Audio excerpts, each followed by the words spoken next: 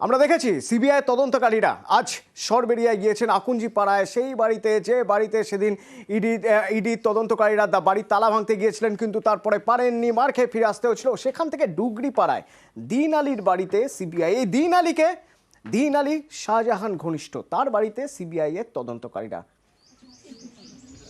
আমার সঙ্গে প্রতিনিধি অনুপম রয়েছেন। অনুপম, একটু তোমার কাছ থেকে জেনে নেওয়ার চেষ্টা করবো, এই দিন আলীর বাড়িতে সিবিআই তদন্তকারীরা কি করছেন, কেন গিয়েছেন, কি জানতে চান তারা?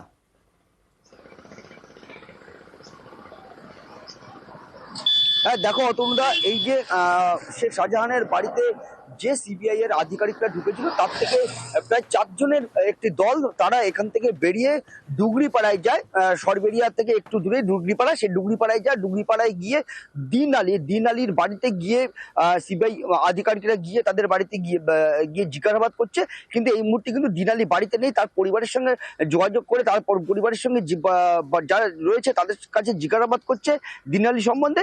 এই দিন আলী কিন্তু শেখ শাহজাহানের একদম ঘনিষ্ঠ বলেই কিন্তু এলাকায় পরিচিত। শুধু দিন আলী না, দিন আলী এবং দিন আলীর ছেলে, এরা দুজনে মিলে কিন্তু শেখ শাহজাহানের যেসব ইটভাটা আছে, মাছের বেরির ব্যবসা আছে এবং যে শেখ শাহজাহানের যে মার্কেট আছে, এইসব ব্যবসা কিন্তু এই দিন আলী এবং দিন আলীর ছেলে কিন্তু একদম পুরো দেখাশুনো করতো। এদের কাছে কিন্তু হিসাবপত্র থাকতো, কিন্তু একরকম বলা যেতে পারে। এবং সেই কারণেই কিন্তু সিবিআই কিন্তু এই দিন আলী এবং দিন আলীর ছেলেকে কিন্তু জিজ্ঞাসাবাদ করার জন্যই কিন্তু দিন আলীর বাড়িতে আজকে সিবিআই গেছে। ধন্যবাদ অনুপম। তার সঙ্গে আপনাদের দেখাবো একবার সেই ছবি। এই বাড়ি 5ই জানুয়ারি এই বাড়িতে প্রথমে ইডি আধিকারিকরা গিয়েছিলেন তালা ভাঙতে, কিন্তু ভাঙতে পারেননি। শাহজাহান অনুগামীরা এসে তারা বিক্ষোভ দেখাতে শুরু করেন, তারপরে মারধর, পিছু হটেন ইডি আধিকারিকরা, মাথা ফাটলো আধিকারিকদের, সেখান থেকে তারা পালিয়ে চলে এলেন। সেই বাড়ি শাহজাহানের বাড়ির তালা খুলে আজ সিবিআই ঢুকলো। সিবিআই এর টিম, তার সঙ্গে ফরেনসিক টিম, তারা এই বাড়ির মধ্যে ঢুকলেন। এই বাড়ির মধ্যে ঢুকে বেশ কিছু নথি সংগ্রহ করলেন এবং পুরোটা ম্যাপ করা হলো, অর্থাৎ পুরোটা ডিজিটাল ম্যাপিং করা হলো। এই বাড়ি দেখুন, কিছু নথি তারা পেয়েছেন। এই যে মাপজোক হচ্ছে বাড়ি থেকে রাস্তার দূরত্ব কতটা, ঠিক যেখানে মারা হয়েছিল, মারধর করা হয়েছিল, যেখানে সংবাদ মাধ্যমের কর্মীদের যেখানে মারধর করা হয়েছিল ইডি তদন্তকারীদের, সেই জায়গার দূরত্ব কতটা, কোন দিক থেকে এসেছিল মব, অর্থাৎ যারা বিক্ষোভ দেখাচ্ছিলেন তারা কোন দিক থেকে এসেছিলেন, এই সব ম্যাপিং করা হলো।